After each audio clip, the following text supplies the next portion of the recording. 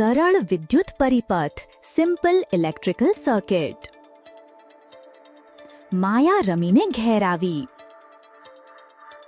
તેણે પંખા અને લાઇટની સ્વિચ ઓન કરી. પંખો ચાલવા લાગ્યો, પણ બલ્બ પ્રકાશિત થયો નહીં. પંખો ચાલી રહ્યો હતો તેનો અર્થ કે ઘરમાં વીજળી હતી, પરંતુ બલ્બ કેમ પ્રકાશિત ન થયો? તે વિચારવા લાગી. બલ્બ નહીં પ્રકાશવાનું શું કારણ હોઈ શકે? થોડો સમય લઈ જાતે આ વિશે વિચાર કરો. થોડો વિચાર કર્યા પછી માયાને લાગ્યું કે કદાચ બટન કે સ્વિચ તૂટેલી હોઈ શકે, તાર ક્યાંકથી કપાયો હોય કે બલ્બ બગડી ગયો હોય. શું તમને પણ આ કારણ લાગે છે કે કંઈ બીજું? જ્યારે તેણે બલ્બને ધ્યાનથી જોયો તો દેખાયું કે અંદરનો પાતળો તાર તૂટી ગયો છે. તેને લીધે વિદ્યુત પરિપથ એટલે કે ઇલેક્ટ્રિકલ સર્કિટ તૂટી ગઈ છે. હવે તમે વિચારતા હશો, આ વિદ્યુત પરિપથ શું છે? ચાલો એને સમજવા માટે એક પ્રયોગ કરીએ. તેના માટે તમને જોઈશે 1.5 વોલ્ટના 2 સેલ, જે વિદ્યુત સ્ત્રોતનું કામ કરશે. આશરે 20 સેન્ટીમીટર વિદ્યુત તાર એટલે કે ઇન્સ્યુલેટેડ તાર, એક એલઈડી બલ્બ, ઇલેક્ટ્રિકલ ટેપ, કાતર, વાયર સ્ટ્રીપર, પૂંઠાનો એક ટુકડો. તારને 2 ટુકડામાં કાપો. બંને તારોના બંને છેડા પરનું ઇન્સ્યુલેશન નીકળી દો.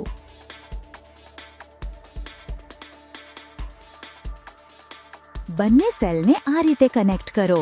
તારના એક છેડાને બેટરીના ઋણ ટર્મિનલથી અને બીજા છેડાને એલઈડી બલ્બના નાના છેડા સાથે કનેક્ટ કરો.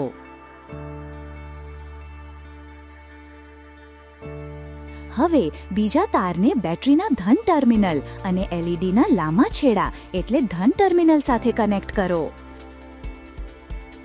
અહીં બતાવ્યું છે તેમ બલ્બ પ્રકાશિત થશે. જ્યારે વીજળીનો સ્ત્રોત, તાર અને બલ્બ કે કોઈ પણ વિદ્યુત ઉપકરણ સાચા ક્રમમાં જોડવામાં આવ્યા હોય છે તો વિદ્યુત પરિપથ પૂરો થઈ જાય છે અને ઉપકરણ કામ કરવાનું શરૂ કરે છે, બરાબર એ જ રીતે જેમ અહીં બલ્બ પ્રકાશિત થયો છે. આ સંયોજનને સરળ વિદ્યુત પરિપથ અથવા સિમ્પલ ઇલેક્ટ્રિકલ સર્કિટ કહેવાય છે. સામાન્ય ભાષામાં વિદ્યુત પરિપથને વિદ્યુત પ્રવાહનો માર્ગ પણ કહેવામાં આવે છે. હવે મને જણાવો, જો આ સંયોજનમાં બેટરીથી બલ્બને ડિસ્કનેક્ટ કરી દઈએ તો, અથવા જો બેટરીના એક ટર્મિનલથી તારને ડિસ્કનેક્ટ કરી દઈએ તો? હવે સેલને નજીકથી જુઓ. તેના 2 ટર્મિનલ છે, એક ધન અને બીજો ઋણ. પરિપથમાં વીજળી ત્યારે જ પ્રવાહિત થશે જ્યારે બેટરીના બંને ટર્મિનલ જોડાયેલા હોય. ટર્મિનલને જોડનારા માર્ગને વિદ્યુત પરિપથ કહે છે. જો આ માર્ગ ક્યાંય પણ તૂટી જાય તો પરિપથમાં વીજળી પ્રવાહિત નહીં થાય. ઉદાહરણ તરીકે, જ્યાં બલ્બની અંદરનો પાતળો તાર તૂટી ગયો હતો તે પરિસ્થિતિમાં વિદ્યુત પરિપથ અવરોધાઈ ગયો હતો અને તેથી બલ્બ પ્રકાશિત થયો ન હતો.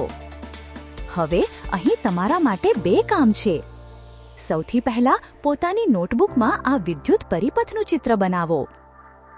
બીજું એ તપાસ કરો કે સેલમાં વિદ્યુત શેનાથી ઉત્પન્ન થાય છે.